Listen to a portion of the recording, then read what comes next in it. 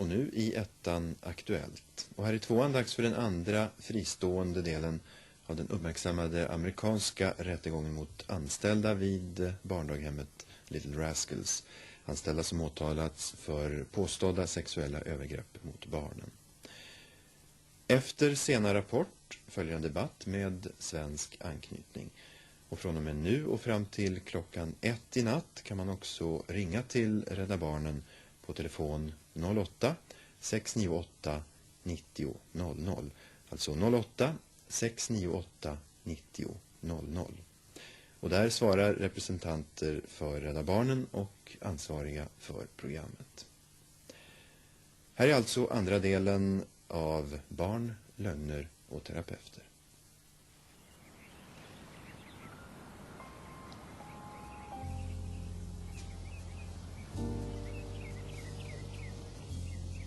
The town of Edenton lies on Albemarle Sound on the North Carolina coast.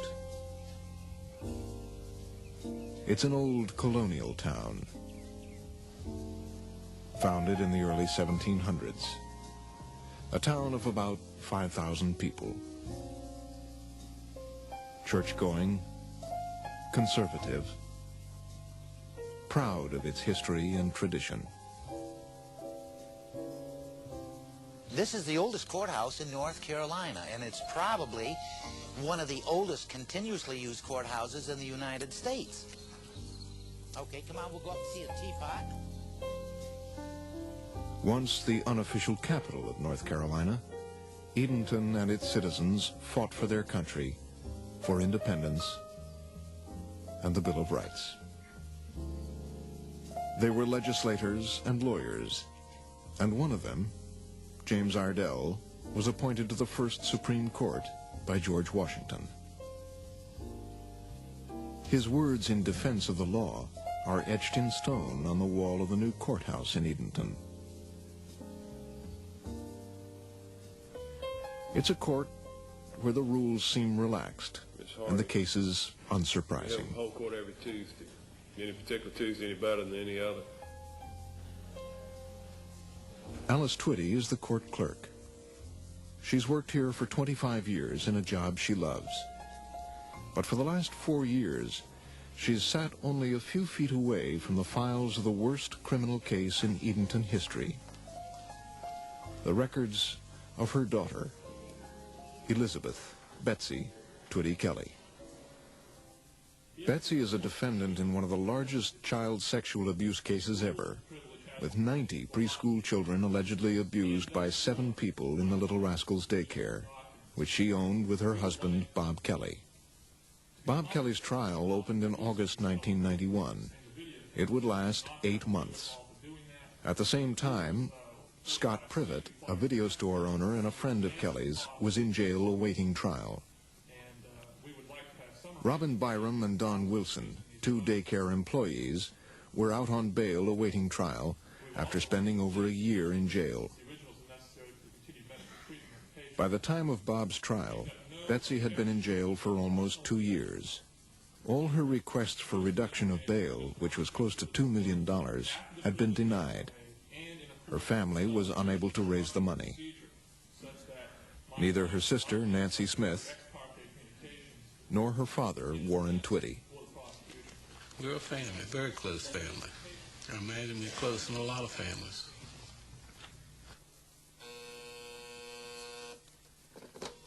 Yes, sir. Warren Twitty had been a successful businessman in Edenton, but things hadn't gone well since the case started. I've had to sell stuff that I was going to use for retirement. I had some holdings that I had in some buildings and some things that I had set up on a plan for retirement I've had to liquidate in order to pay my attorneys, as far as I have paid them. There were other losses, too. People don't come in my office like they used to. They want to come back and have a chat with me or ask my opinion on in politics or anything. I used to be very active in politics, but I don't get asked to participate in anything since this has come up. I think you know when you're being isolated. I think you feel it, you see it, and you know it. Feeling isolated, the family clung together. With Laura, Betsy's daughter, they waited for Betsy to come home. And they worried.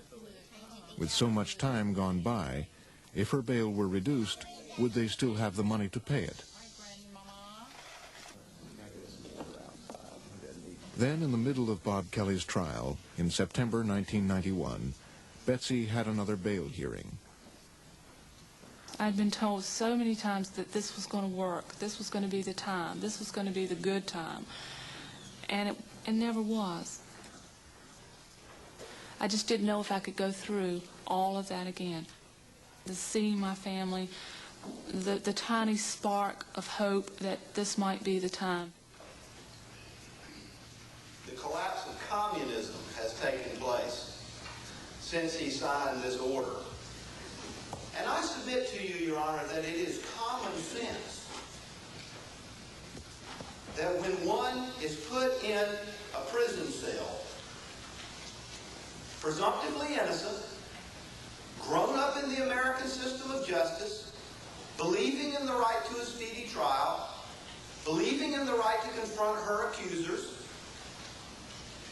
and she sits for 2 years and she watches prisoners sentenced and leave, and she sits there. And the purpose of bond, Judge McClellan, with all due respect to everybody, is to see to it that the defendant shows up. It's not to punish someone. And she's been punished enough until she has a chance to meet her accusers and hear from a jury whether or not she deserves to be punished. Thank you. My attorney kept telling me, no matter which way it goes, we're going to be okay, and we're going to get through this. So that was my attitude. And I was trying to focus on Judge McClellan's face and not let anyone see me get emotional about anything. And I was so conscious of not letting my emotions show that I just lost what I was supposed to be focusing on. And had my attorney not grabbed my hand and started squeezing my hand, and the tighter he squeezed, I began to focus on what Judge McClellan was saying. The present requirement that she post bond in the penal sum of $1,779,000 is unreasonable and continuingly punitive in effect. The judge reduced the bond to $400,000, which he believed the family could afford. Judge or magistrate. And I looked at my attorney and I said, but we can't do that. He said, oh, yes, we can, and we will. Fine, Your Honor. The Judge Brown conditions? The other conditions. That's fine, sir. Fine. Gentlemen, thank you. It just never really sunk in that I could possibly be going home.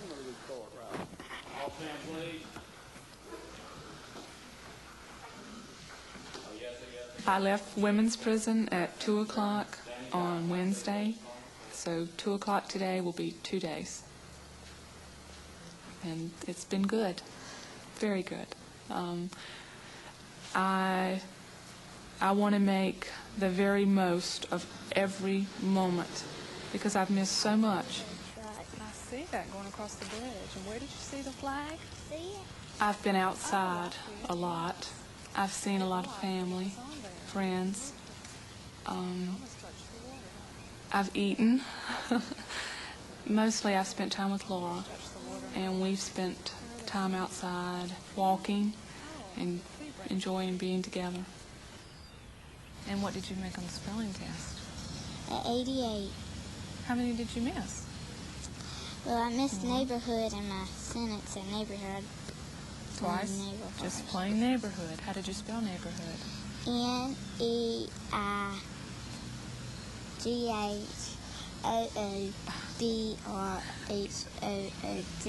But she's supposed to be. It's wonderful. It's nice. It's beautiful. It's soothing. It's wonderful therapy that I need. Hood. Neighborhood. Neighborhood. I've caught myself in the last 2 days looking around to see if anybody was watching me, which for the last 2 years, someone's always watched me do everything, and I just have that feeling somebody's going to say, no, you can't do that. No, you can't do that. And that's just wonderful knowing, yes, I can. Oh, yes, I can do that. Yet, Betsy said, she didn't really feel free. I would not ever feel free if any of us were to win on technical matters. It has to be proven that we're not guilty beyond a reasonable doubt. It never happened, and that has to be proven. But at Bob Kelly's trial, the prosecution, who wanted to prove beyond a reasonable doubt that abuse did happen, was going to play their strongest card, the children. We were not allowed to film them or their mothers. So the children's names and faces have been changed, and their testimony, which is public record, will be read by actors. For reasons of time, the testimony has been excerpted and abridged. The children were questioned by the prosecutors, Bill Hart, Nancy Lamb, and H.P. Williams, and cross-examined by the defense attorneys, Mike Spivey and Jeff Miller, in front of the 12 jurors. Jamie was 3 when the abuse allegedly occurred, and 5.5 at the trial. Okay, did you like that school, Jamie? No. Why not? Because a lot of bad things happen? Can you please tell us what those bad things were? Well, he stuck a knife in my butt. What did it feel like, Jamie? It hurted. Jamie, do you have names that you call your private parts? No. Do you know what your private parts are? No. Okay. Do you know what a ding-dong is? Yes. What's that? It's something that nobody touches? All right. Jamie, did Mr. Bob ever do anything to your ding-dong? He sucked on it? Did he ever make you do anything to his ding-dong? Yeah, he made me suck on his. Did he ever do anything else to you with his ding-dong? No. How did that make you feel when he made you suck on his ding-dong, Jamie? Very bad? Do you remember where you were when that happened? At Little Rascals? Are you afraid of Mr. Bob, Jamie? Yes. Why are you afraid of him? Because I'm afraid he'll get up and get me. What did he tell you he would do if you told about all this stuff? He would say he would kill my mommy and daddy. Did you believe him? No. Ellen was 4.5 when the abuse allegedly occurred, and 7.5 at the trial. Can you tell me, Ellen, one bad thing that Mr. Bob did to you that you didn't want him to do?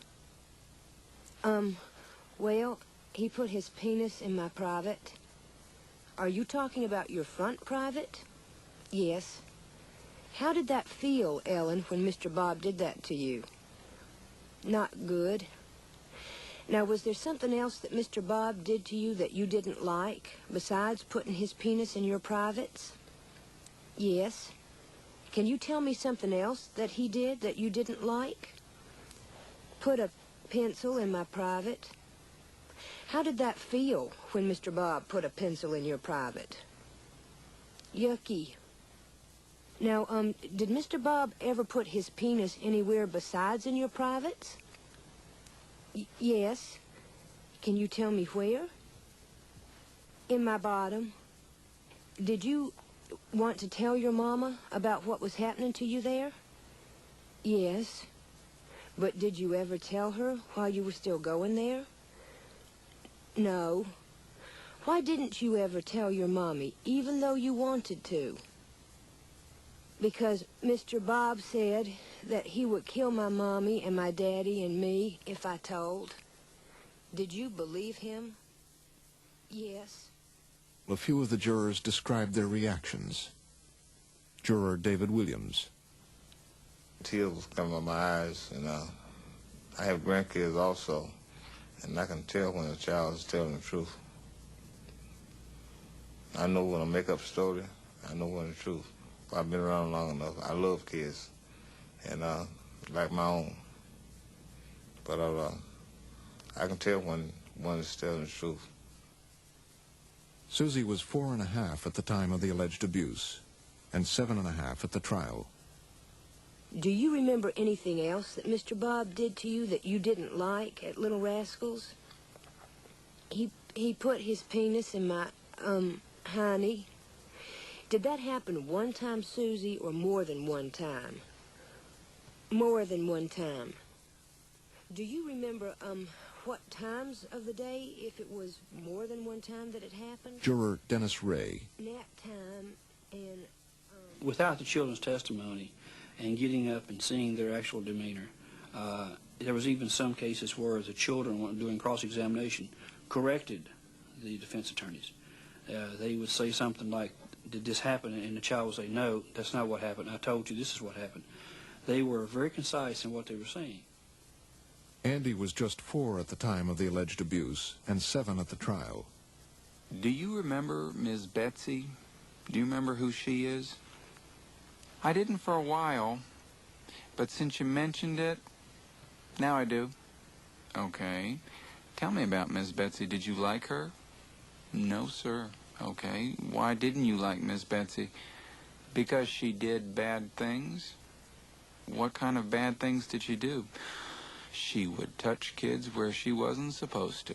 And the only thing good she would do is just take the kids to dancing lessons when they had to go. And it was actually the first time that I had ever heard the children talk about this. Who were your friends that were in Miss It was Shelley's difficult, John, very difficult to look at these children that you loved and you watched grow up and you were with every day, and to hear them say things that made no sense, that were certainly not true, it was frightening. Having to listen to everything every day in that trial and to accept what was going on, things they were saying. were they in the daycare? She would also hear for the first time from former friends how they had come to believe that she, her husband, and her employees were abusing their children. Susan had been a good friend and a staunch supporter of the Kellys. She had 3 children in the daycare. Only one was testifying in the case, Bridget. When the police came to interview Bridget very early on, Susan told them she had no reason for concern, and she complained that Officer Toppin was trying to lead her child. She kept her children in the daycare until the week it closed. Then she sent Bridget to a therapist, Judy Abbott, to be evaluated. After the first therapy session, Judy Abbott gave her a book to read to her child every night, called Patty the Rabbit. What was Patty the Rabbit about? It was just about a little rabbit that went to, like a daycare center, and there was a rabbit there that everybody thought was nice, but he really wasn't, and he did things to the children, and then asked them to keep secrets. And then little Patty started having a lot of problems sleeping and had a terrible feeling in her stomach, and a little fairy told her if she would tell her mom and dad, it would help her feel better inside. And did you begin reading that story to your daughter? Yes, ma'am. When would you do that? At night time, when we would put them to bed. Bridget listened to the story, but did not disclose abuse. The next week, Judy Abbott gave Susan another book, Tilly the Kitty. It was very much like Patty the Rabbit, except that it featured a little kitten, a big bad yellow cat, and a beautiful kitty fairy who said, "My little Tilly Kitty, you are in the light of love. Do not be afraid of Mr. Big Yellow Cat. He can't hurt you when you have the light of love. The light of love keeps you safe. You can be safe because the power of the love light helps you to tail and tail and tail when you are not happy and you feel icky inside.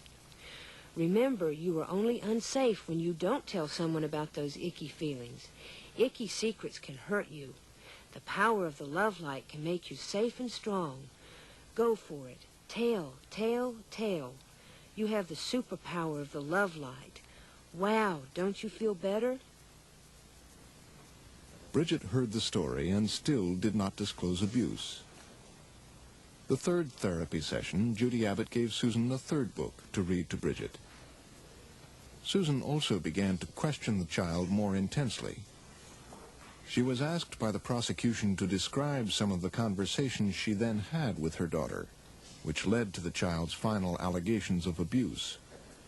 I brought her into my room and I was rocking her and I was explaining to her that sometimes people weren't always what you thought they were. And I asked her if she knew of anybody that had fooled Mommy like that, and she said yes, Miss Betsy, Mr. Bob, and Miss Shelley. And then she went on to say that Miss Shelley had tinkled on the floor. She was then asked about another conversation, a day or two later. She got very silly, and as she did every time that she started talking about the daycare. And she said that Miss Shelley had tinkled in the road. What did you ask her then? I don't know that I said anything other than probably the road, because I thought this was just the strangest thing I'd ever heard. And she said in a really hysterical way, the railroad. After a few more sessions of questions and answers, Bridget finally made her sexual disclosures. She's just wild. She is jumping from the sofa to the coffee table, just hysterical. And she's pulling down her pants, and she's saying, Mr. Bob used to do this in front of us all the time. And she's pulling her pants down. And then she said, he used to spank his wee-wee, and he touched all the children's bottoms, mine too. And then she sat down on the couch, and she lifted her leg up, and she started rubbing her vaginal area. And she said that they used to do this at daycare. And what else did she say? She said that Mr. Bob had a gun at daycare and that he used to make them shoot people. This was the first of Bridget's allegations. By the time she would testify in Bob Kelly's trial 2.5 years later, she would make many others, including Mr. Bob put sand in Bridget's eyes in the playground. Mr. Bob pulled Bridget's hair.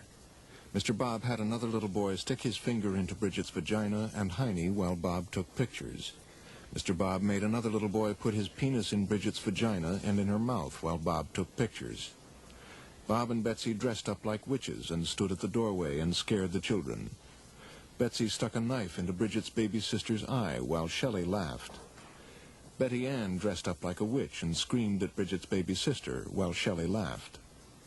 Betsy stuck a knife into a bird in the backyard of the daycare and threw the bird into the woods. Betsy threw a cat into the fire behind the daycare and burned it up.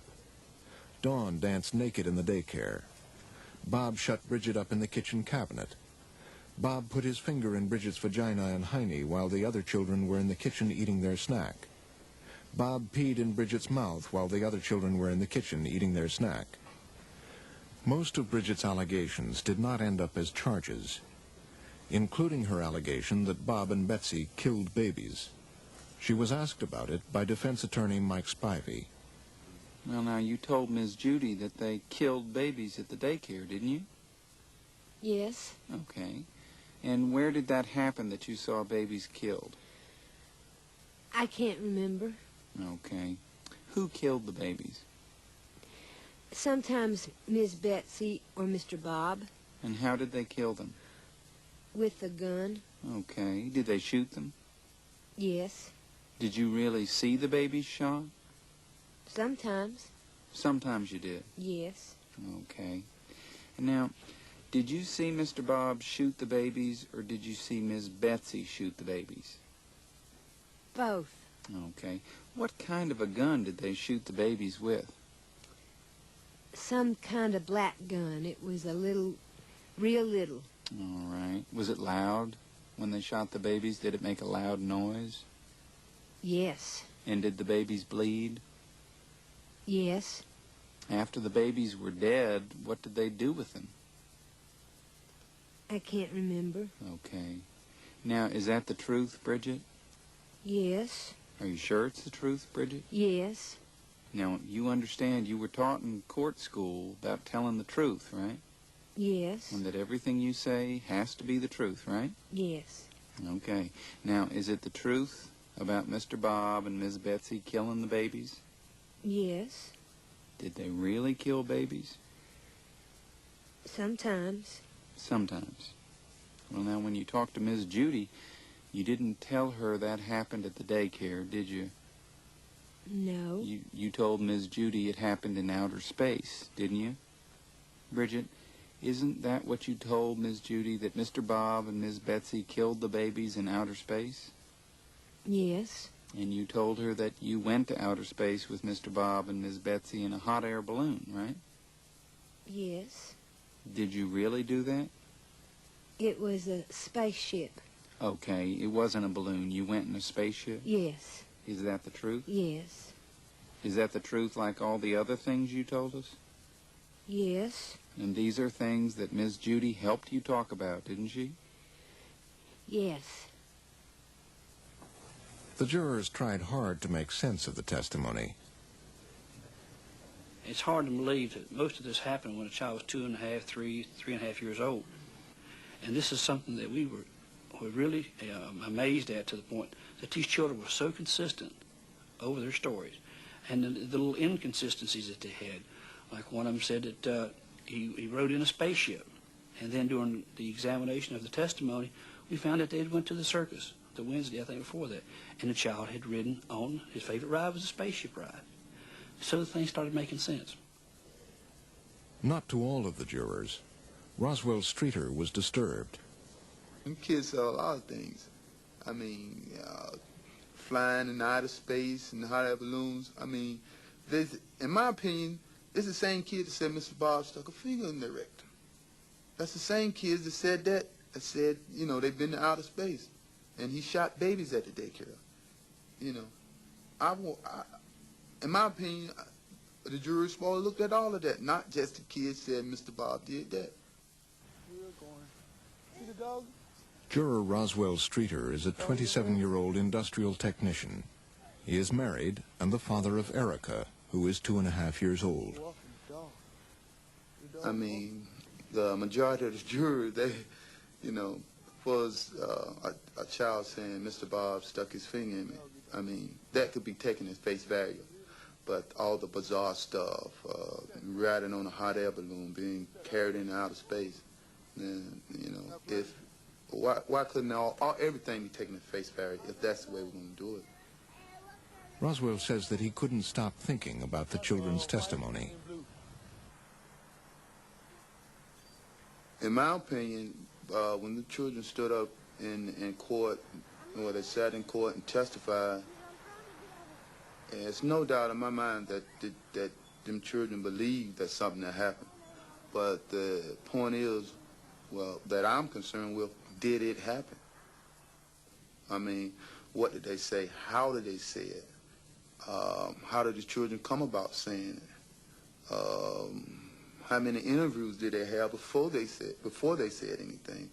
That's what I was mainly concerned with. Round and round we go. I have a 2.5-year-old, and we're dealing with children, and we're dealing with kids that things that supposedly happened to them happened 3 years ago.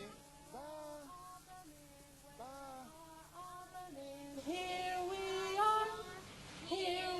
are, how are you today, sir? Very well, we thank you. These are not the Little Rascals' children, but this was the age of the children when the alleged abuse occurred. Over the course of 3 years, they were questioned by parents, therapists, the police, and the district attorney. How would it affect their memories? When you continually question a child about sexual events, it's not difficult to produce statements from the child that are inaccurate. Dr. Philip Esplin is a child psychologist who has had 20 years' experience with abused children. Consulted by the defense, he is one of the few professionals who has had access to all the files in the Little Rascals case. Theoretically, if I said, did Bob put his finger in your butt? Did it hurt when he did that? Did you feel bad when he did that? Bob was a bad person for doing that. Bob's been put in jail for doing that. Ultimately, there's a substantial risk the child is going to come to believe, genuinely believe, that Bob in fact put his finger in his butt, when in fact he may not have. And that can be produced as a byproduct of the questioning sequence. How did it make you feel when he stuck his finger in your bottom, Neil? Bad? Did you tell anybody about that? No. Why not? I don't know. Juror Mary Nichols was concerned. Children at that age, I went back to how old these children were in the beginning. And having children of my own and grandchildren, children are easily led to say things. And I just could not go along with what they were saying. Mary Nichols says that she was concerned that the state was constantly rephrasing their questions and leading the children. The prosecutor, Nancy Lamb, questioned Bridget. Now, Bridget, did Bob ever put his private anywhere? I can't remember. Okay. Do you remember whether Bob ever put it in your private? Objection to the leading, Judge. Overruled. I can't remember. Okay. Do you remember did you go see a lady named Miss Judy? Yes.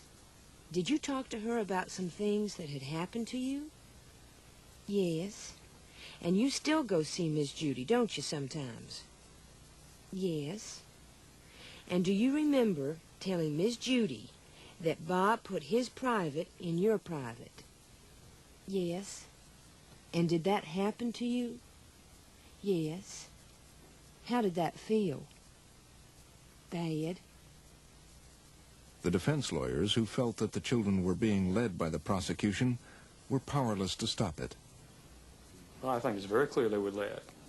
There are a lot of instances where the child would say no, and the prosecutor would in essence correct them and say, well, didn't you tell Miss Judy that it happened? And the child would turn around and say, oh, yes. Yeah, I heard your objections to the leading questions, but the judge, he agreed with them. Apparently. Bobby had just turned 3 at the time of the alleged abuse and was 6.5 at the time of the trial. Did you have to lay on top of Bridget? Yes, sir. And when you were laying on top of Bridget, where was your private? I forgot. Do you remember telling Miss Judy that you had to put your private next to her private? Objection. Overruled. Did you have to do that, Bobby? No, sir. What did you say? No, sir. Did you say no or yes? Yes, sir. That's the truth now.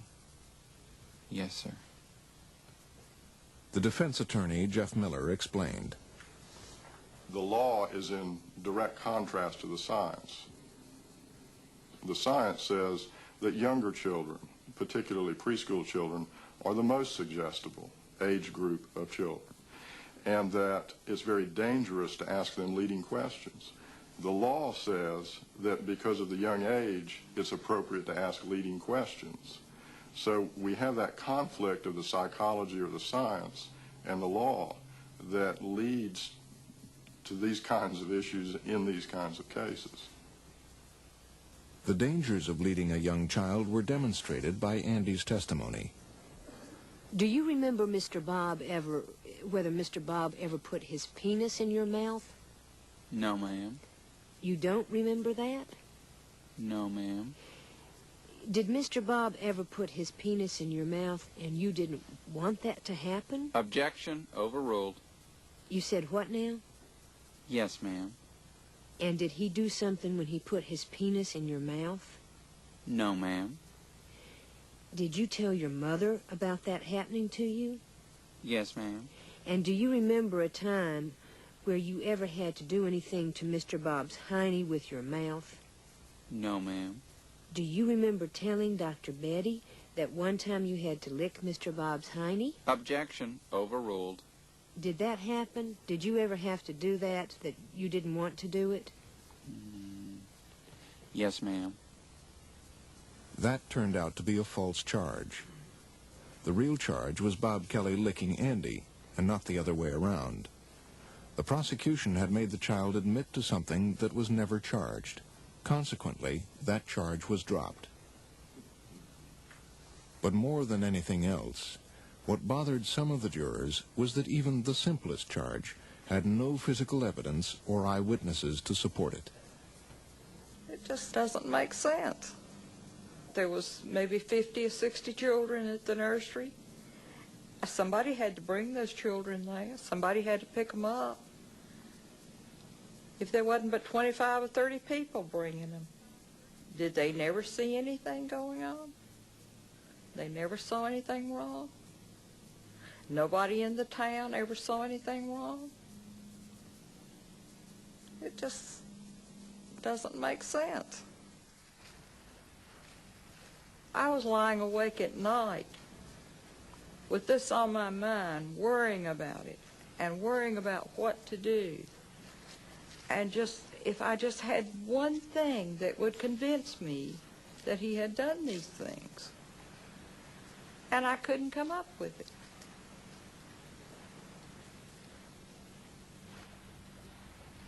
Nobody saw anything.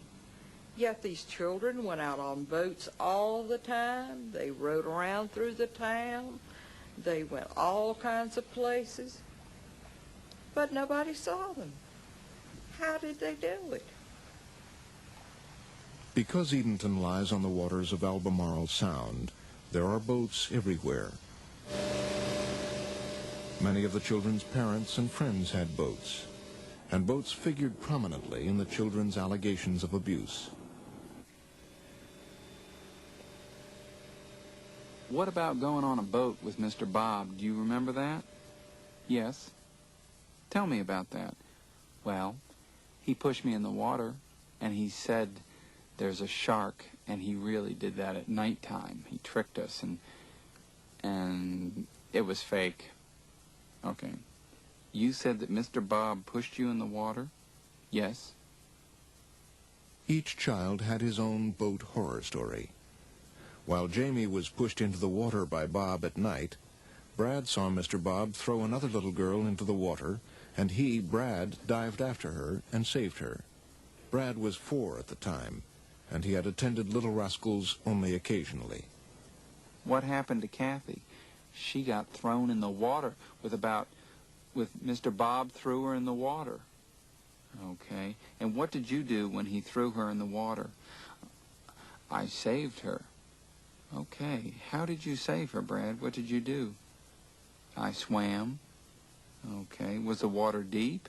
Yes. Okay. But you could touch bottom? No. Andy's experience on the boat was the most vivid. He was surrounded by sharks. Was Mr. Bob on the boat when the sharks were circling around it? Yes, sir. Did he say anything about the sharks? No, because one of his friends had those sharks for a pet and had them, and that friend was with him, and he let them go. Okay. Now, which one of Mr. Bob's friends kept those sharks as a pet? Scott Privet. He did. Where did he keep the sharks? He kept them in his saltwater pond. He had a pond behind his house, and he put lots and lots of salt in it so the sharks could live. Okay. And when he took the sharks out there so they could circle around the boat, how did he get them out there so they could circle around the boat? He picked them up and put them in his big aquarium and took them out to the sound and let them go out and surround the boat. Now, how did he catch them again to get them back to his saltwater pond? Because he has this machine that can go out in the water and gets it. It's a boat machine, and he drives it out. And it was a boat and had machinery on it, and the machinery got it so he could pick the sharks up, and he made it. And he made it. And he invented it. Okay. Scott Privet invented that machine to catch the sharks. Yes, sir.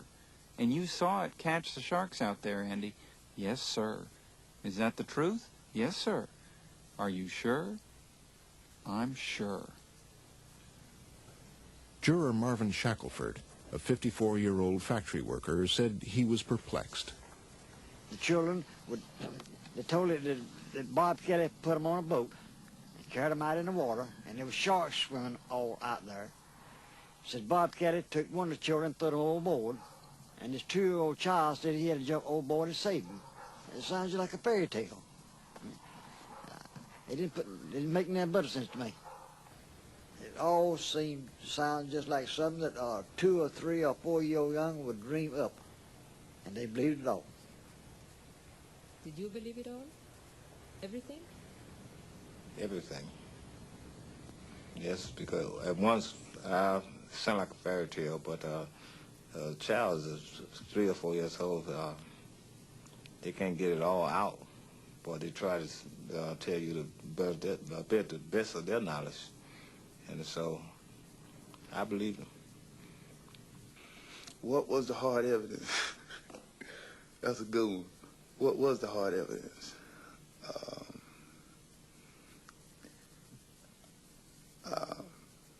As jury as a whole, I think, taken from arguments during deliberation, that the children said those things. They said Mr. Bob did this, that, and the other to him.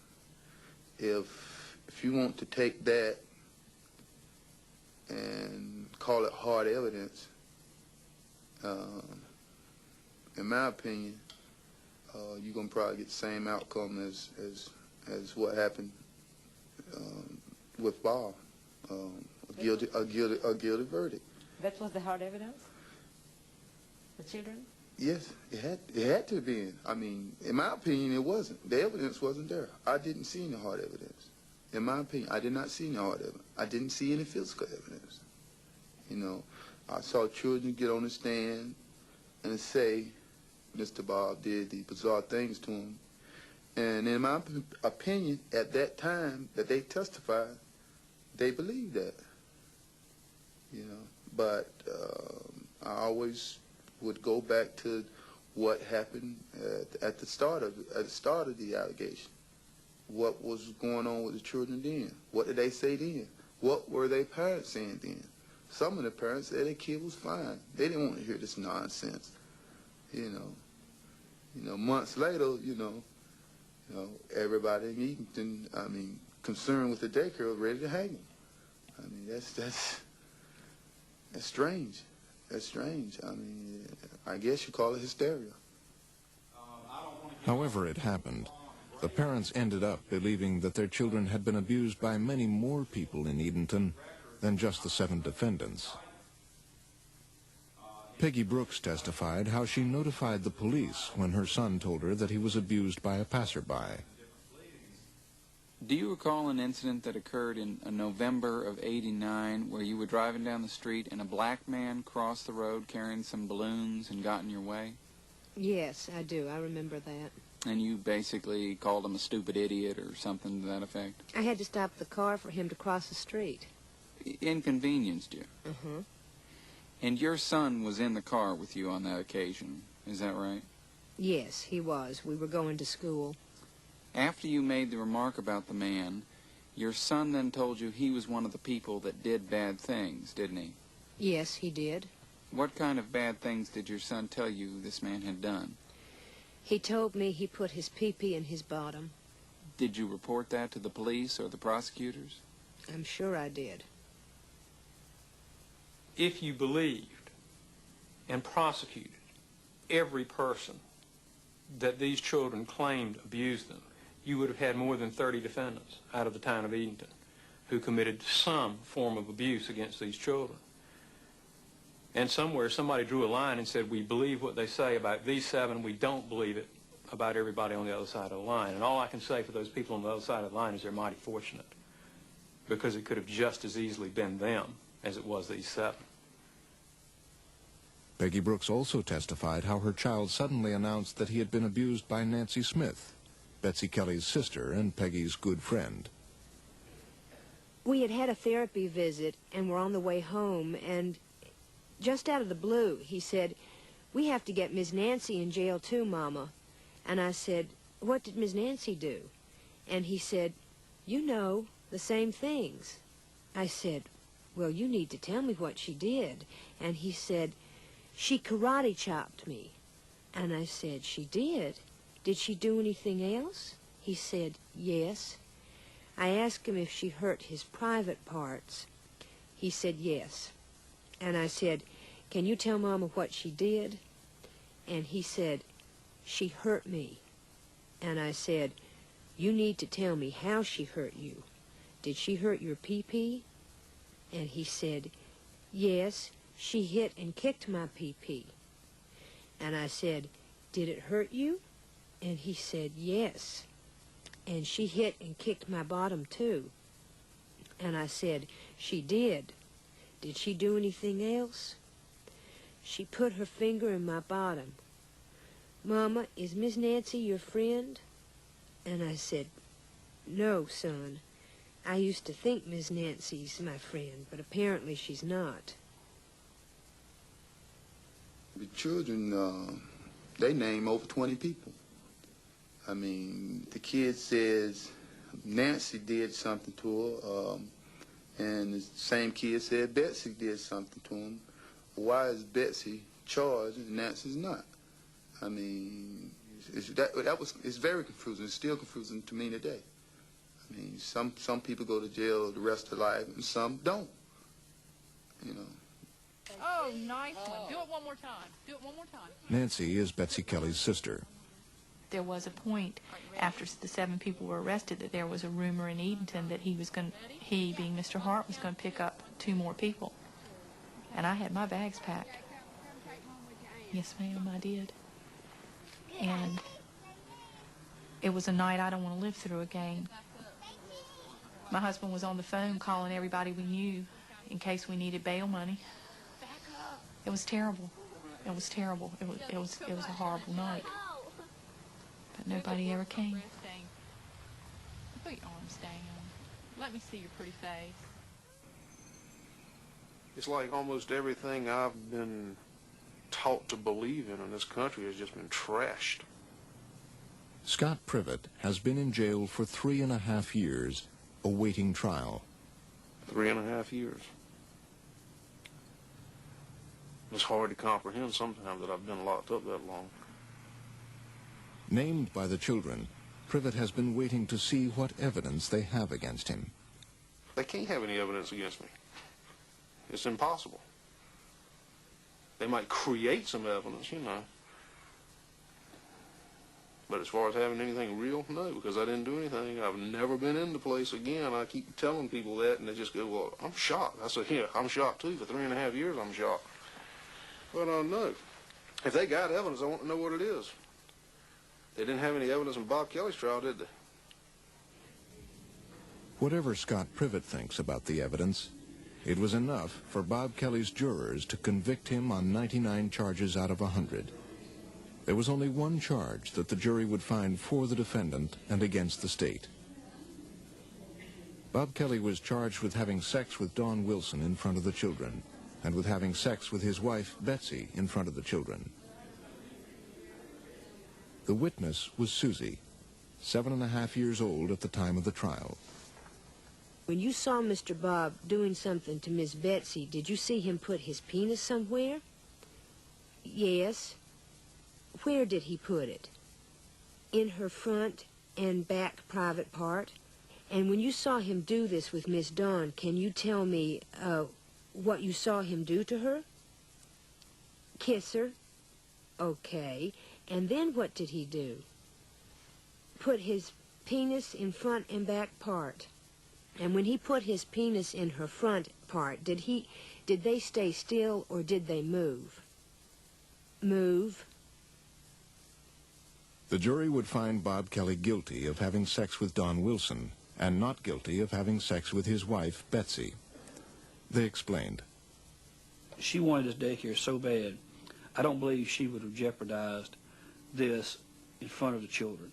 I don't think she would have lowered herself down to the standard of having a sexual relationship in front of the children right there in that daycare. I think she was fighting for it. She wanted it. and she just had to do the best she could. Bessie Kelly, she's a hard-working woman, and I believe she's innocent. Really, I do. I really do. That came to me, you know, she wasn't that all bad lady. She was pretty good. But didn't the children say that she had sex in front of them? I said that Miss Bessie Kelly, the children said something about Bob. I just got a feeling, that's all, that Bessie Kelly didn't do all this.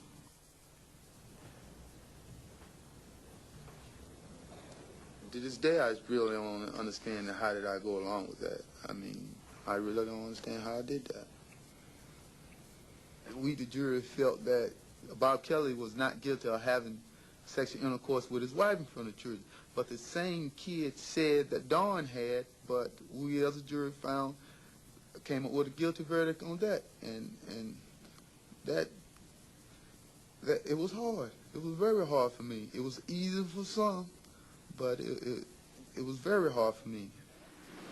The parties have the right to argue to you. After 7 months of testimony, the time came for the two sides to present their main points. Please now give your attention to the arguments. First, for the state, Ms. Lamb. For the state, the children's allegations of abuse and the detail in which they described it. The children's behavior at home, which the state claimed was consistent with sexual abuse. The fact that the children had knowledge of sexual matters far beyond their years. For the defense, the suggestibility of children who were exposed to constant questioning about sexual abuse. The fact that most conversations with the children were reconstructed at a later time. The lack of any physical or conclusive medical evidence. The fact that when first questioned, all of the children denied being abused. The fact that many of the charges were implausible.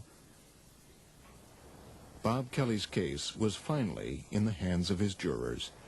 Please be kind enough to allow the jury to exit first and take a record. At the end of all the testimony, this is how some of them felt. I just did not feel that this could have happened, not the way they presented it. Oh, if they had said a little something had happened, I could have understood that. But not when you went into all this stuff. It was just... All the evidence is the words of the children. And I believe them. The only thing they have proved is that he slapped that one child, and he admitted doing that. He tried to call the child's parent and apologize, but she wouldn't accept it. She said, no, said, you're going to dearly pay for this. And he did. But the man's not guilty of what he was charged with. There's no way. When I walked downstairs for the start of deliberation, Bob Kelly was not a guilty man. And it was a lot of events took place, and in determining my vote as guilty.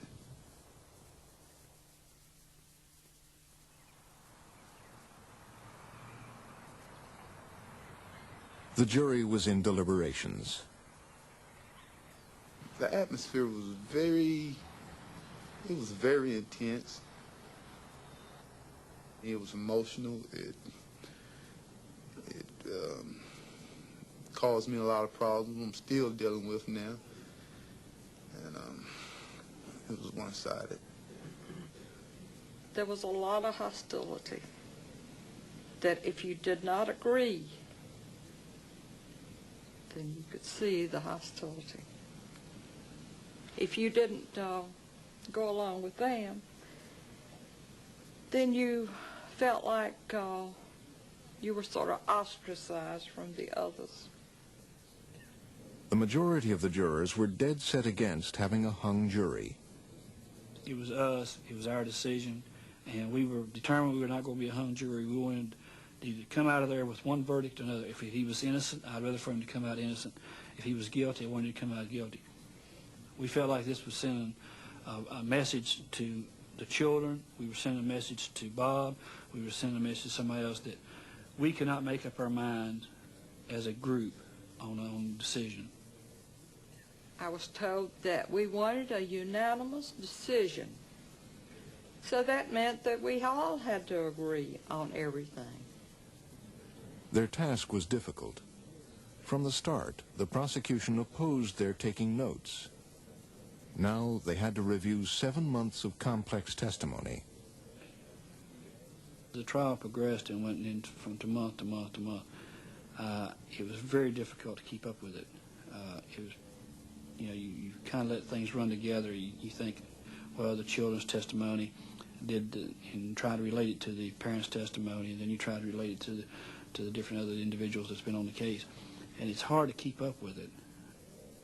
At the beginning of deliberation, I was so excited. I said, well, I'm here and I'm serving now, and I felt like I was the best juror in the world. But yeah, I soon became very confused. I couldn't figure out what did I miss during these 8 months of testimony. I could not figure it out. It was like I was in a totally different courtroom than the majority of the jury, and it made me feel very inadequate. Mary Nichols said that she felt just as frustrated. I kept thinking that the ones that were so sure that he was so guilty, that had been that way all along, that they knew something that I didn't know. And I wanted to know, well, what is it? What is it that you know or that you heard that I didn't hear? But I never found out. It all sounds just like something a 2 or 3 year old youngin and some grown dumb parents would dream up. You heard what the youngin said, and I believe the youngins. I told him, I said, you ain't proved nothing in the world to me. I said, you have got to have, I said, you're messing with a man's life. I said, you've got to have some proof. But they're still the same way. Still the same way. The evidence was there to show you. All you had to do is look at it and listen to those kids and the reaction, and we all made a decision that he was guilty. 100% then. Once I heard the actual things that went on from the time these children started talking to the time up to present, the evidence was there. I didn't believe that. But when I said I didn't believe it, then sooner or later they would get to the point that they looked at you like you were the village idiot. So you just shut up. You didn't say anything. Nor did they say anything when in the middle of the deliberations, a juror suddenly announced that he had been sexually abused as a child and had never told anyone. This was in spite of the fact that he, along with other jurors, had been asked during jury selection if he had been sexually abused. He said no. For Roswell, it was an incident that affected his decision. It was concerning to me that none of the children went home and, so to speak, slipped up and said, Mom, guess what happened today? Dad, guess what happened today? I saw this today. Mr. Bob did this, down a sexual line. And it was a concern to me that none of that, happened. I didn't get that out of testimony. Nobody said anything about that. And that why didn't, out of this number of children, why didn't one of them even come home and say that? That was one of my arguments. Then we had a jury stand up and say that they were sexually abused as a child and didn't tell anyone. And during my arguments, the jury referred back to it as an example to me. Hey, Roswell, look, one of your buddies right here, he said, happened to him when he was a kid, he didn't tell. The juror was David Williams. A couple of the jurors told us that you told them that you were abused when you were a kid and you didn't tell anybody. Yes. Yes, it was. My oldest lady. And yes, that helped. She was a babysitter. Yep.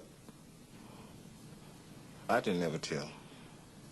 I was little, real, very little. I was about 3. I remember that day just like it was yesterday. And that was, what, 44 years ago, 43 years ago. And so, I still remember. And those children will remember. But they can also remember us, too, the ones that try to help them, that did fight for them. Because they couldn't fight for themselves. They need help, so we did it. Roswell Streeter knew that there were things taking place in the jury room which should not have been allowed. But he says he was torn and confused, and he went along. Did the jury follow the judge's instruction? In my opinion, no. We brought in a red book. I mean, the red book, yes, a magazine. And there was an article in there about a pedophile. Article was brought into deliberation and discussed, and, well, it was written on the board and went through the testimony, and things about Bob or concerning Bob from the testimony that ran consistent with the article. So, in so many words, we diagnosed Bob Kelly as a pedophile. Red Book magazine came out in April 1992 with a story by a self-confessed child molester, in which the author tells mothers how to protect their children from people like him. The article gave the characteristics of the sexual pervert, the pedophile, and warning signals about how to recognize one. We went by the Red Book and found a definition of so many words, and then we tried to find out what kind of man is this. So we studied, and we carefully, studied very carefully. And the ways it's helped all of us to make our decision. Why would you read an article in a magazine and agree with what it said, but disregard the testimony of a doctor with all kinds of credentials? None of us were trained in things like that. Just because we read a magazine article or read a book, we weren't trained in things like that. We had no right to base a man's life on that. Did anybody know that you're not supposed to bring a Red Book magazine to the deliberations, and you're just not supposed to do that? Well, to be honest with you, I think everybody kind of knew that, instruction would not use outside information. And I think everybody in there should have known that, because the judge made that clear. And to be honest, I don't think anybody thought I'll be sitting up here telling you about a red book. So what happens during deliberation, in most cases, you never hear anything about it. The jury went home every night, but they were not allowed to do any research on the case, especially not to go to Edenton. We had asked the judge previously to go, and he had denied it, and we weren't sure why he denied it. So the 2 times I went was right toward the deliberation, because I wanted to get a clear, concise way of the town, way the town was, and because they had talked about going on the walks with the children and going to the waterfront, and so I wanted to see it for myself, and so I went. They were not honest. No, they were not honest. No. It was not honest. It was contaminated. Was not fair. Didn't follow the judge's instruction. And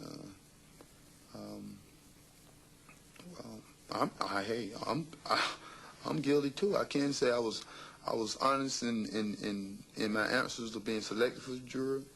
I was very honest in not being prejudiced, not being contaminated.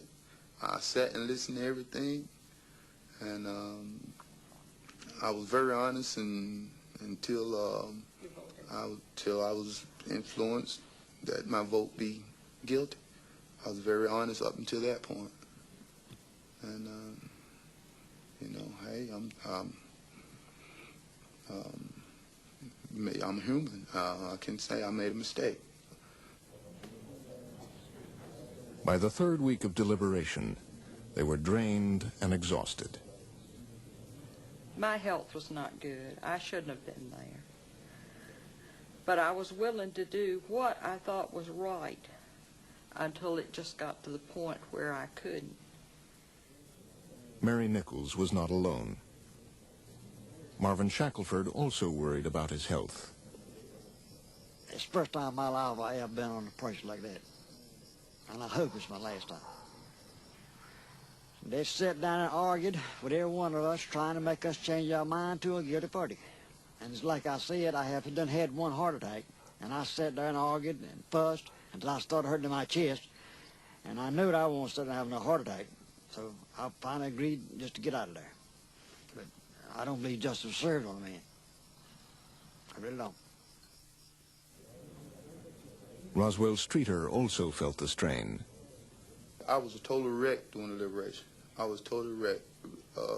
My fellow jurors, you know, just made me feel inadequate. I was like, I was lost.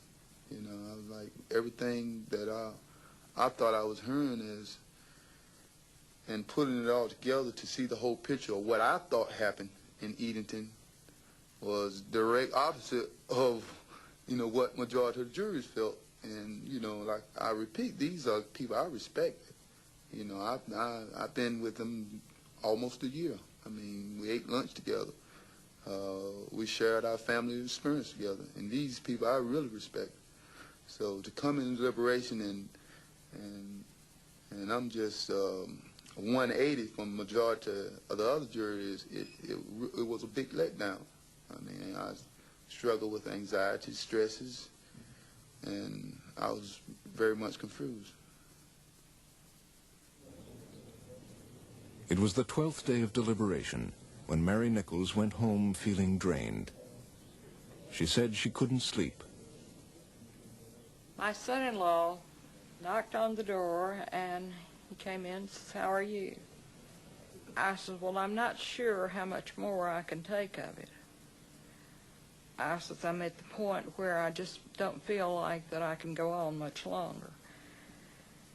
And he told me, he says, "You go in there in the morning, and you tell the foreman that you're not going along with it, that you all will have to go to the judge and talk with him, or that you'll have to make some other arrangements. You'll have a hung jury. But don't keep putting yourself through this torture." And he sat there and he talked to me for an hour and a half.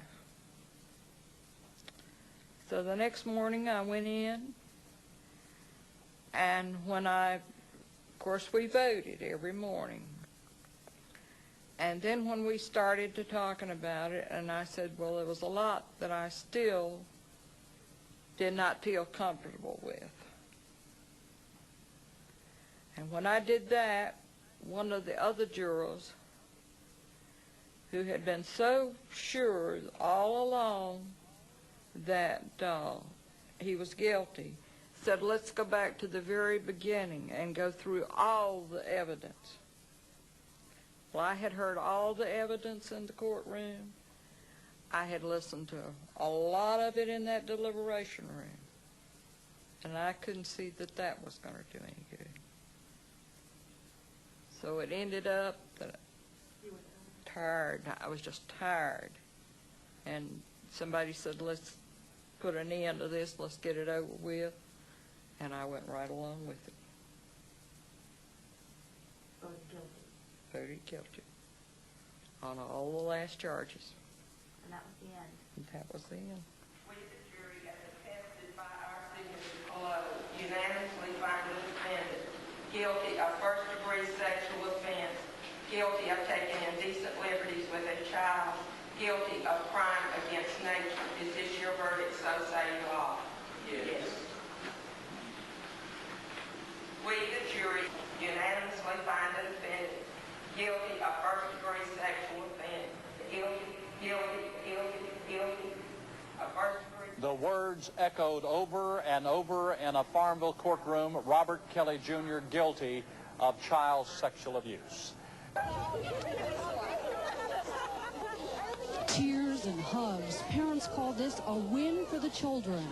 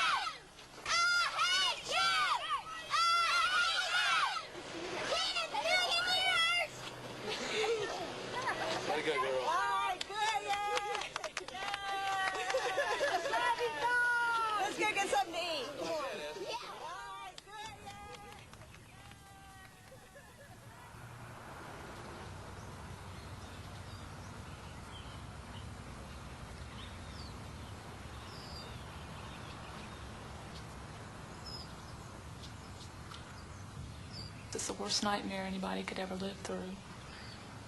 And sometimes you wonder why God's let you live through it. Why not just have put an end to it a long time ago? The effect of Bob Kelly's trial on Betsy and the other defendants was not lost on his jurors. This trial was probably the mainstay for the rest of the trials. If we had found Bob innocent, there would have been nothing to convict anyone else on, because the main primary person in this investigation and in this charge was Bob Kelly. So if we found him innocent, the other charges and the other, people would probably been just thrown out. So, it was our consensus that, if we find him guilty, then probably somewhere down the line, somebody's going to start saying the truth about everything. Roswell Streeter also kept thinking about the trial. The day don't go by that I think about the trial. I think about why can't I stop thinking about this trial? Think about it, and I know that I'm hiding, my verdict sheet hides the truth. And it's on my conscience. I have a conscience. And I think about the Kelly's family. Think about little Laura Kelly. I think about the other defendants. The lie which my signature says is how is that going to affect those other defendants? And I play that trial through my mind every day. And that's what I'm dealing with. Because it will affect the other defendants. In my opinion, it will. It sure will. For sure. Yes, it sure will. It sure will. I'm getting ready, said Little Dinosaur. I'm getting ready for school. Bob Kelly's verdict would affect all of them. Wakes up, he packs his book bag. Dawn Wilson is 26 years old and a single mother. She served 17 months in jail. She had been free on bail for 10 months when the verdict was announced. But not me. I went home and stayed up all night crying and drinking coffee and worrying about what was going to happen next, about who they were going to go after next and everything. Oh no, his lunch is not ready. In fact, the prosecution would pick Dawn as the next defendant to bring to trial. Here it is. But where's Spiky? But then, 3 weeks before her trial date, she was called to her lawyer's office with her father to discuss the prosecution's offer of a plea bargain. As I said, you would be eligible for parole immediately. You would have served approximately a year and 4 or 5 months waiting trial because of the amount of time that you had already served in prison and the fact that you received a 10-year sentence, you would be eligible immediately. Now, parole is a discretionary matter. Obviously, there are pros and cons on both sides of the issue. The biggest risk, obviously, is that if you are tried and found guilty, then you face potential mandatory life sentences in prison. The reverse of that is you would be pleading guilty to something that you have maintained all along that you did not do. What about Elizabeth, though? If I go and I plead guilty about her, everybody saying that her mother was a child abuser and stuff, how, just worry about how she would feel. Sure, and that should be one of your main considerations. Potentially, somebody or some agency could come along and say, well, you've admitted that you have committed these acts with young children, and could try to remove Elizabeth from your care and custody. And were it not, I think, for the Bob Kelly case and the results of that, then to me it wouldn't be much of a choice. You couldn't stand up and say, I did something I didn't do, particularly something of this nature, if it were not for the risk that something like the Kelly case. Can you get me with no time? I can't. Even though he's offered what he's offered. You're asking me, can I get a better deal for Yeah. you than that? The only thing he's ever said to me in response to that was, I can only consider that if she cooperates. You don't know anything, you can't cooperate. Mm-hmm. So at this point, since you can't offer him what he wants, then I take him at his word when he says he can't offer you a type of plea where you wouldn't serve any more time. Dawn had told us before that she had always believed that she'd been arrested the first time because the prosecution thought she'd cooperate and tell on the others. I don't know, I feel that they arrested the last three of us just so that we would talk to them, tell them what they wanted to hear. I mean, taking me away from my baby at 19 months old, taking Robert from hers and he was 3 months, putting pressure on us so that we would talk to them and give them what they wanted. Whatever the prosecution's strategy, in fact, the defendants were not all good friends. Dawn and Betsy were never close. You would think that the longer we stayed together, the stronger we would become with each other, but it didn't work that way.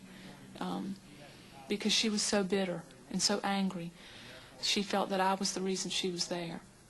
And I thought there were times that she would have said anything, and it would have been a lie, and she would have had to have dealt with that. But yes, there were times that I thought someone could offer her the opportunity to talk, and she would have her freedom. She would take it. Betsy is convinced that for her, there's no choice. There is only one plea that is acceptable to me, and that is if the state of North Carolina will come to me and say they're sorry, they made a mistake, and let's put this all behind us. I'm not going to lie and say that I'm guilty, because I'm not. So, in my opinion, there is no plea bargain. Our statements about visits in December. Jeff Miller and Mike Spivey, Bob Kelly's lawyers, have worked on the case longer than anyone. Those are there because some people can't accept the idea that sometimes from a practical standpoint you can be pragmatic and say it's better off to plead to something you didn't do because you'll get a better deal. You'll suffer less. It's very easy to sit on the sidelines and say, oh, I'd stand my grind forever. They'd never make me plead guilty to something I didn't do. You can't say that until you actually have to make that choice, and it's a real choice. It's one that's going to have real consequences. He says that he has great sympathy for Dawn's dilemma. These people's lives since 1989 have been brought to a total standstill. So I think certainly that you come to a point where you say, you know, I need to bring this to an end, no matter how I've got to do it. Dawn had 4 days to consider the plea. I feel like I'm being put on the spot, being forced to make a decision that I don't want to make or can't make. Part of me wants to take the plea so that I'll have that last time and it'll be behind me. You'd have to stand up in court and admit your guilt That's hard to do. I could be home in less than, a year, 2 years, or 3. But then there's always the bad side of it, that I had pleaded guilty to something I didn't do.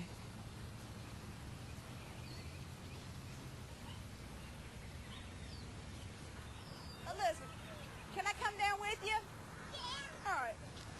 The biggest risk, obviously, is that if you are tried and found guilty, then you face potential mandatory life sentences in prison.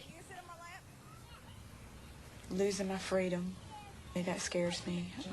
And not being able to see my daughter, and not having her there, or waking up with her, and doing our little things together. Y'all gonna touch the sky? Yeah! Hey, y'all touch the leaves while you're at it. There simply is no provision for the turning over... Dawn and Robin Byram were the closest in age. They both had babies, and they were cellmates. I don't believe it is, Judge. I just thought I'd get your opinion.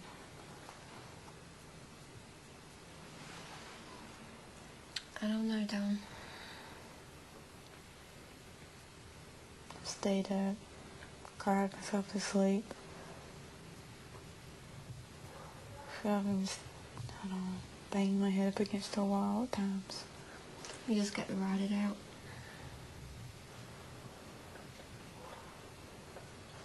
I mean, do you honestly want to say that you're guilty? No, you're not.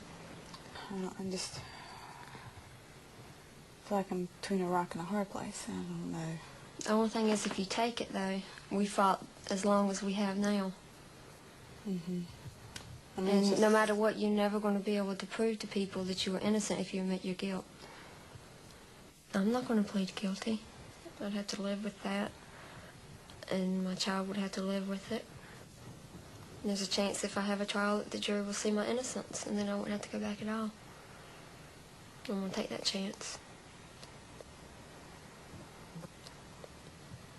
But what if I get a jury like Bob's, and I'm there for the rest of my life, and I'll be in prison and look at my grandkids grow up.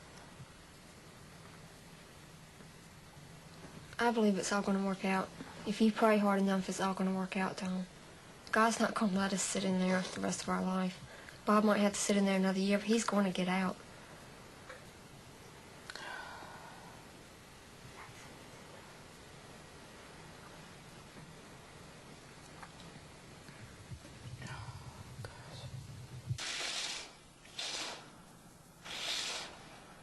Dawn's plea bargain was on all their minds.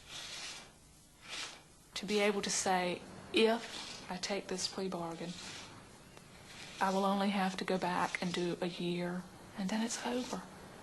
Then I can be out and I'm free. But to me, that's an exceptional price to pay for freedom. And really, do you have freedom when it's over?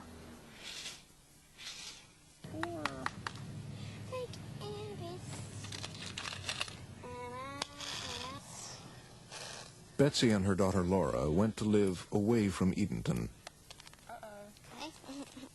It's not anything like it used to be. It's not like Edenton. You can't just walk down the street and say, hi, remember me? You can't do that. Ow! Right over top of your other one. Here we go. I have a friend. It's a boy, not a boyfriend. But now that I went over there, because I have a doctor there, and I went over there to see the doctor. And I didn't play with him because I didn't want to, because I knew that he was going to ask me why I wasn't there. I didn't get out of the car when the bus came. I just waved to the bus driver because I didn't want to, I didn't want to get out and everybody say, there's Laura. Like, she's been here through K through 3. Now she's gone.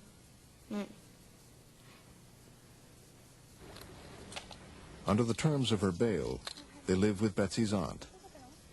Their days consist of school, home, and every Saturday, a visit to prison to see Bob. Lately, Laura has begun to give me great opposition about going. She doesn't say, I don't want to go see Daddy. She says, I don't want to go. I don't want to ride all that long way. I'd rather stay here and play. I don't want to go to ride in that elevator. I'm scared of that elevator. And they're all excuses, and I know that. When you go into the jail, when they have bars, it's like you have to sit out there and you can't do anything. There's a glass, there's a speaker, you speak through it. You put your hands on the glass, you say goodbye. It's sad, but what's there to cry about? I mean, you have nothing to say. You just go on with your life. It really doesn't bother me. Laura's good, but Laura's very angry. Lately, she's also been exerting a lot of that anger at me. She's tried on many occasions to hurt me, and she's succeeded. Do you know why the parents are so mad at her? What do you think of it? Well, my daddy always told me to tell the honest truth, and you know that the parents are telling a lie. They know that they're telling a lie. They know that they're not saying the right things. They know that they just want to get me mad because they don't know that I'm mad, but I am, because it's not fair that they can have a family and I can't. I can't have a family.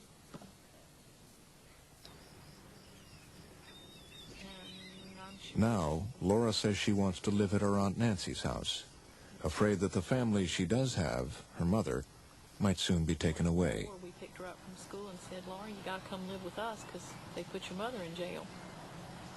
And she's not going to let that happen to her again. And she sat here and seen her daddy go to prison. And she knows that there's a possibility you're going too. And she's not going to let us do that to her the second time. Just go and pick her up and say, they sent Mom to prison, Laura, so you got to come live with us. This time it's going to be her idea.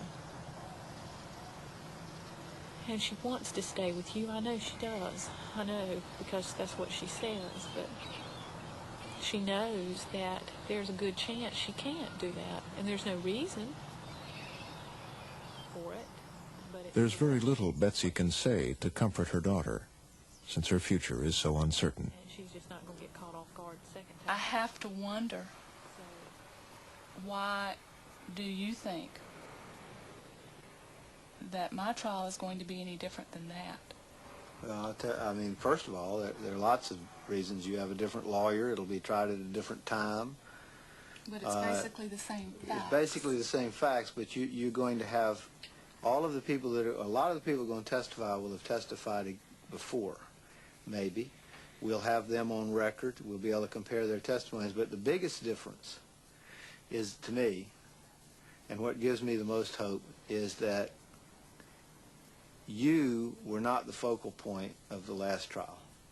But every time they talked about Mr. Bob, they talked about Miss Betsy. But you were not the focal point of the last trial. Your husband was the focal point of the last trial. Your husband's a man. You're a woman. You made a very good witness. The jury acquitted your husband on the one count that involved you.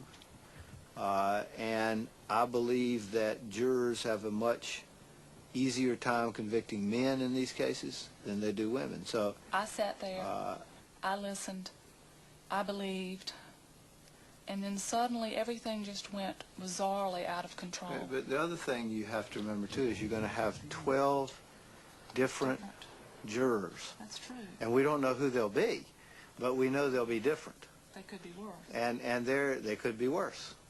They could be a lot better. They could be. You don't know. And the thing that's so frightening is that it all turns on them. I mean, from what we've heard about Bob's trial, you know, they disbelieved a lot of what the kids said, believed part of what the kids said, and convicted Bob. Right. In most juries, if they disbelieve half of what a witness says, they won't convict somebody. You may get a more traditional jury that won't convict you if they can't believe everything the kids say.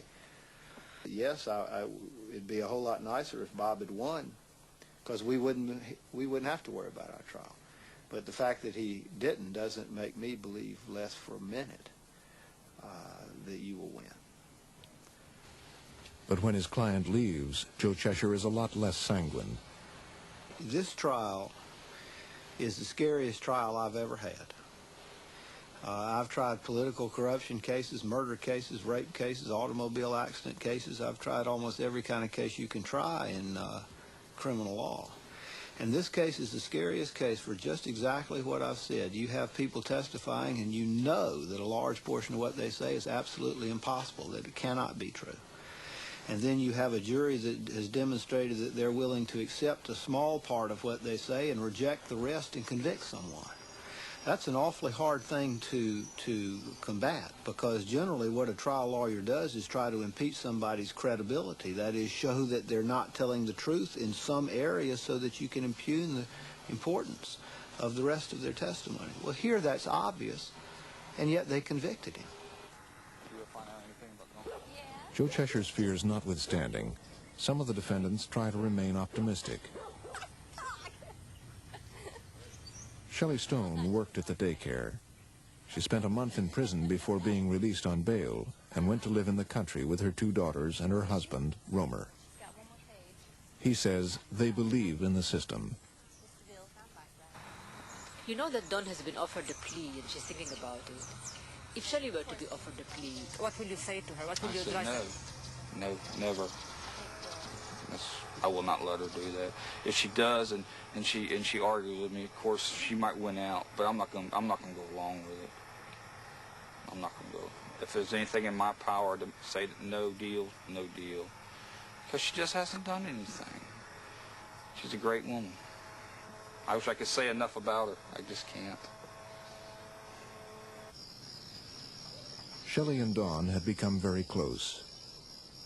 If I take the plea, how would you feel? Dawn, that's a hard question to answer. I mean, that could be me asking you the same question. How would you feel knowing you're innocent? If it was me doing this, and they came to me, and I was asking you, how would you feel if I took the plea bargain? Many nights, I said to myself, why don't I just go to Bill Hart? Why don't I just go to H.P. Williams and say, what do you want to know? I'll give you whatever you want to know, and I'll ruin my life and ruin everybody else's life. And many nights I woke up and said, when's it all going to end? Am I going to ever be able to lead a normal life like I did before all this? I know you're young. I know you want children. I've got all the children that I'm ever going to have. But I don't want you to mess up the fact you've never seen your child grow up. And if it meant that you had to take the plea bargain to be with your little girl, I can understand that.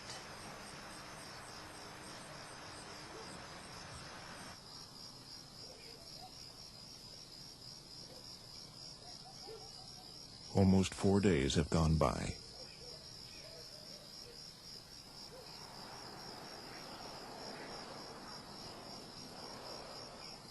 I don't want to be taken away from my daughter again. Because it would be unfair to her and me.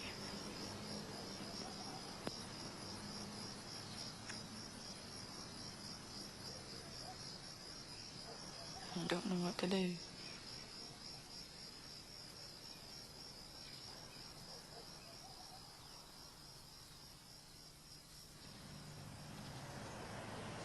The next day, she had made up her mind. I guess it was more like last night, yesterday sometime.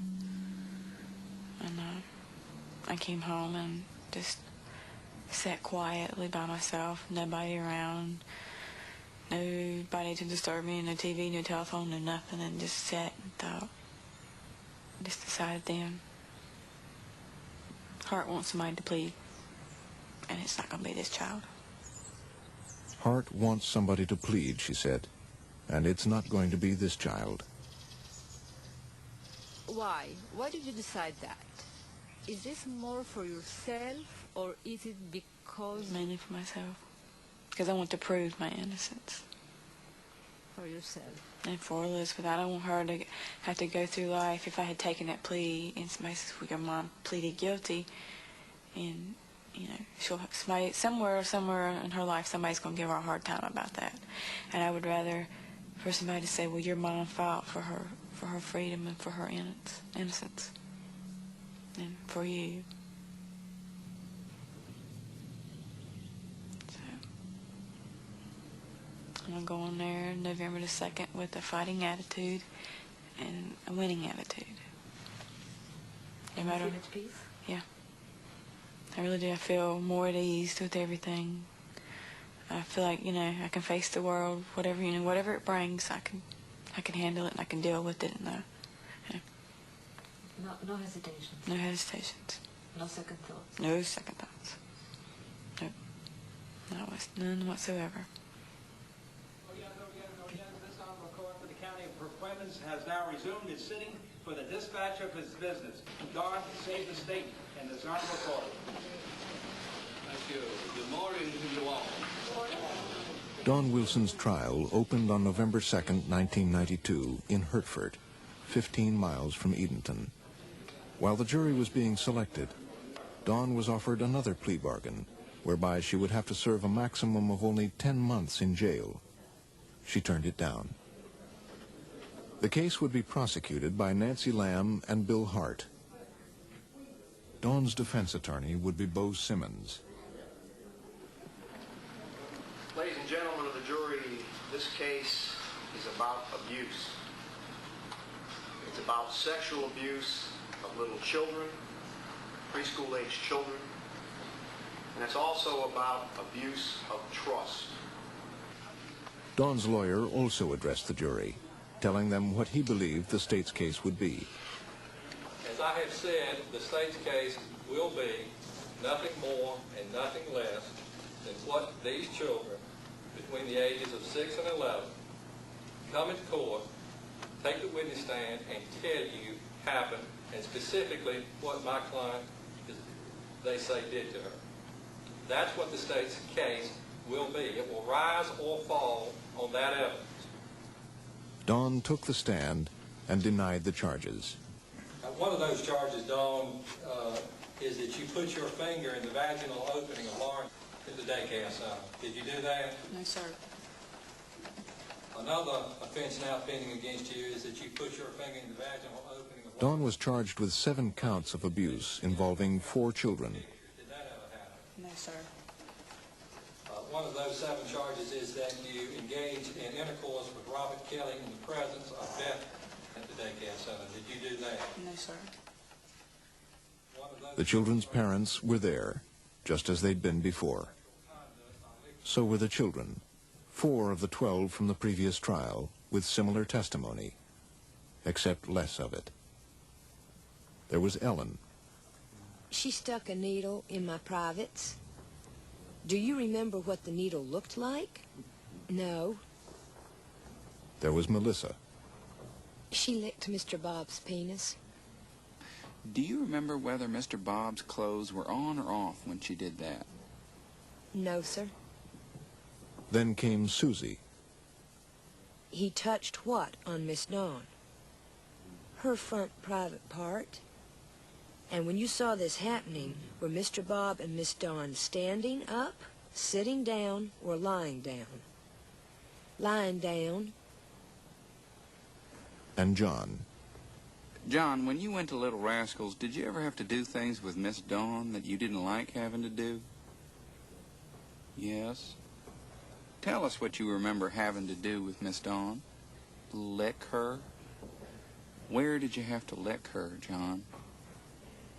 On her front private? The trial lasted less than 2 months. The prosecutors addressed the jury, summing up their case.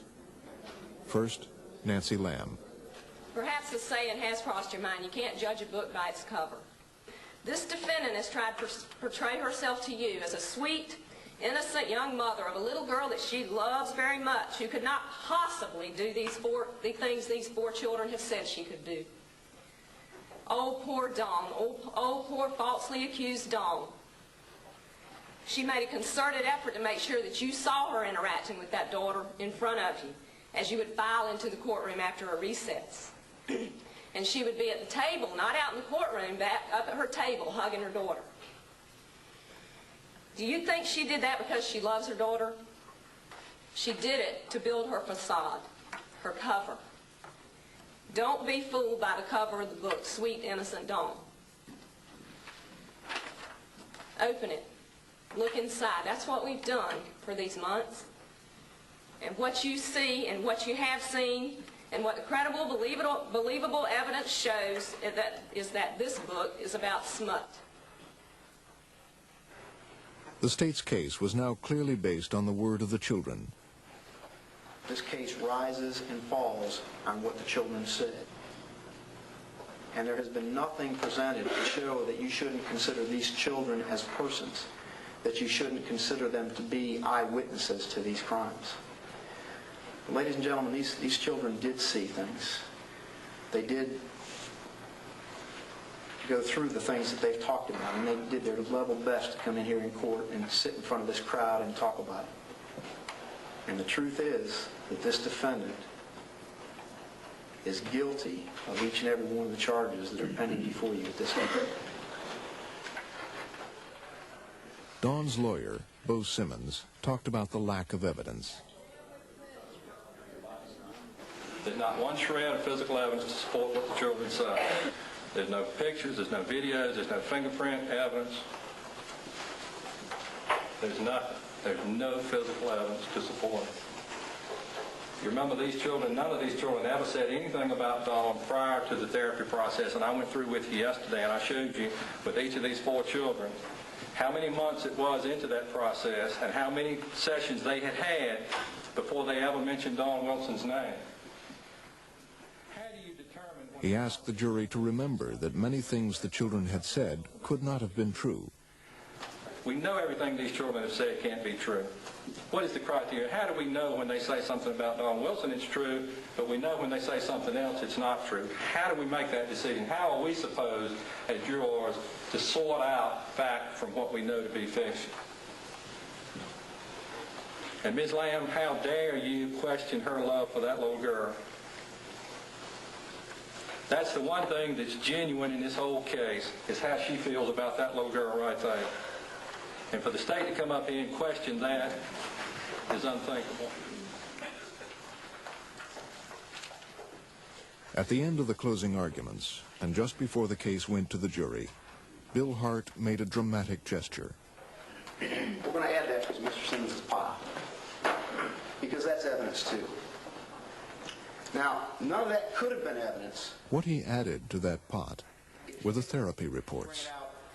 On his questions. And let me explain that a little bit. He explained to the jury that the reason he could put the therapy notes in evidence without calling the therapists to the stand was because Mr. Simmons asked the witnesses about them, and by that, legally opened the door to their admission into evidence. Unless we called the therapist to say, yes, these are my notes, these contain the things that the child told me in therapy. The therapists themselves had never taken the stand and never been questioned. Without calling them, we couldn't have done that except that Mr. Simmons asked about them.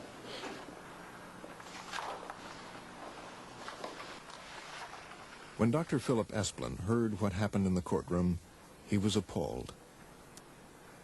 If I was a layperson looking at those therapist reports, and I did not know all the other information I know, I believe that more likely than not I would have concluded that something of a sexual nature had happened to the children. Dr. Philip Esplin is a child psychologist with 20 years' experience treating abused preschool children. He was asked by the defense to stand by to testify in Dawn Wilson's trial to respond to the therapists. He had spent weeks reviewing their notes. There were several things that bothered me a great deal.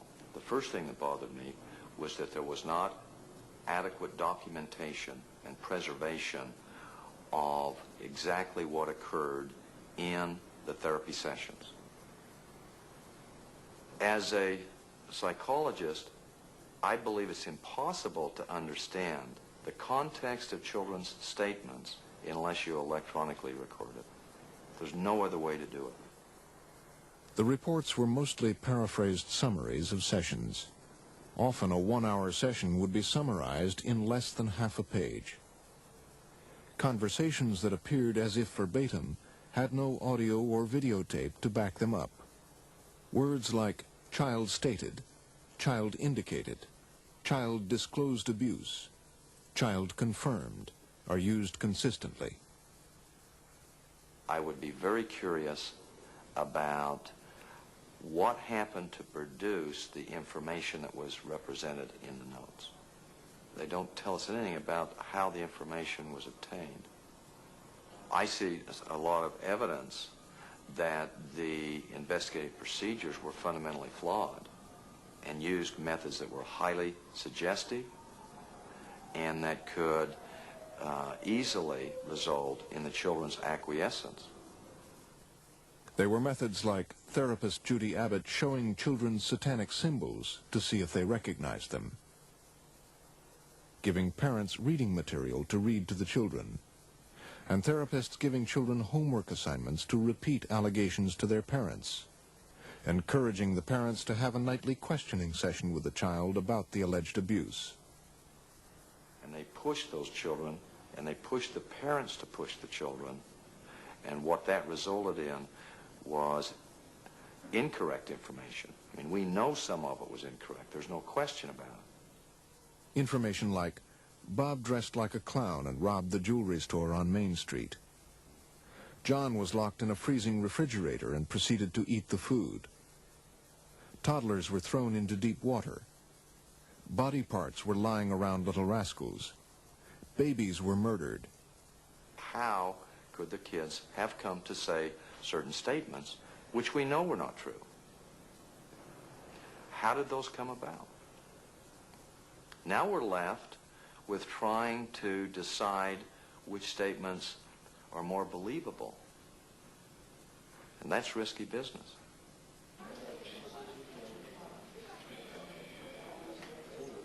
The jury was out for 5 days. It was the familiar and nerve-wracking waiting game.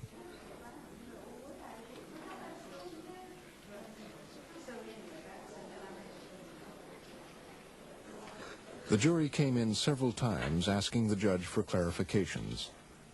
The last time they came in on December 20th, it was sudden and unexpected. Their verdict was unanimous. Dawn Wilson was found guilty on 1 count of first-degree sex offense and 4 counts of indecent liberties. What evidence did the jurors find?